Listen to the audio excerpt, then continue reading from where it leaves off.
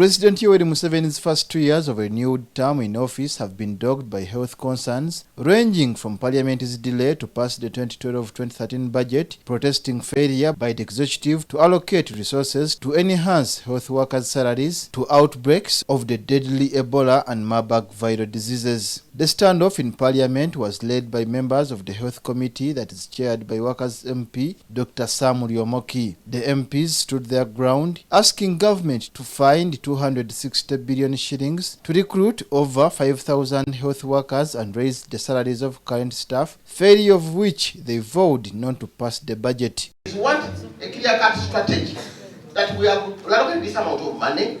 This is the number of workers we want to recruit. Then for us as Parliament, using our oversight function, we engage the Health Service Commission and other aspects. They start the recruitment. I wanted to see that reflected in the budget. Where is that money of recruiting health workers? In a system where we are losing 16 men as a party, and somebody comes and tells us that the face is very important. How can a soldier shoot when he's having meningitis? The legislators solicited and got the backing of civil society organizations focused on health issues. We need to be talking about several social services, including roads, because women have to use roads to walk to the health facility.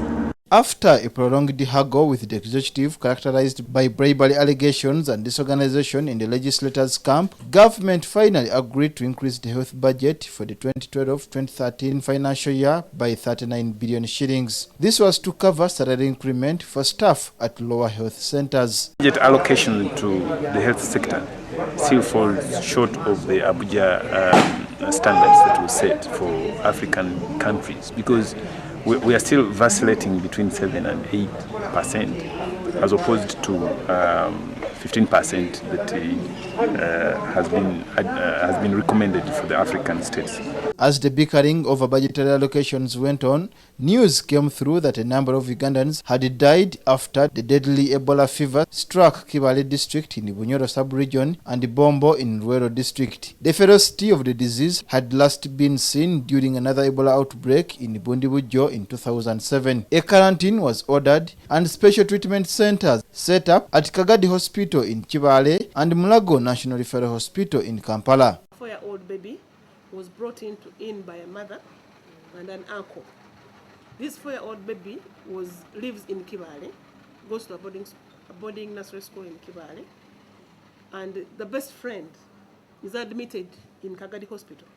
The disease was finally controlled after 2 months. Nevertheless, Ugandan Muslim pilgrims missed last year's travel to the Holy Lands for the annual pilgrimage after Saudi Arabia authorities cited the Ebola outbreak. Ebola is a highly contagious hemorrhagic fever. The information through the Saudi Arabia consulate in Kampala that all Ugandans intending to go for Hajj this year, 2012, have not been yet cleared due to the Ebola outbreak. The outbreak is officially declared over on this day of 4th October 2012.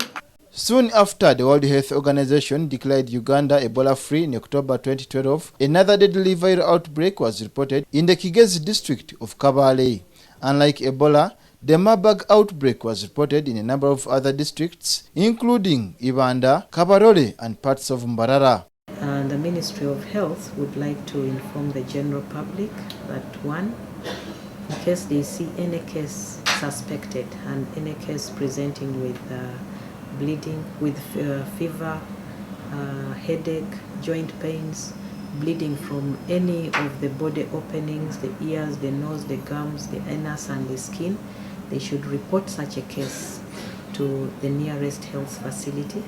This outbreak was also controlled after 2 months. Away from these epidemics, the 2 years have also seen a rise in advocacy demanding the lowering of maternal and child mortality rates in the country. The 2011 Uganda Demographic and Health Survey report (UDHS) showed that 438 mothers still die during childbirth. Emphasis has also been placed on promoting family planning services in a bid to tame the high fertility rates, now standing at 6.2, meaning that on average each woman delivers 6 children in their lifetime. There have been little changes in the conditions of the health facilities nationwide, but many still lack basic utilities, drugs, and other essentials. Perhaps more changes will be seen in the remaining 3 years. Tiawa Satumba Abubakari, NBS Television.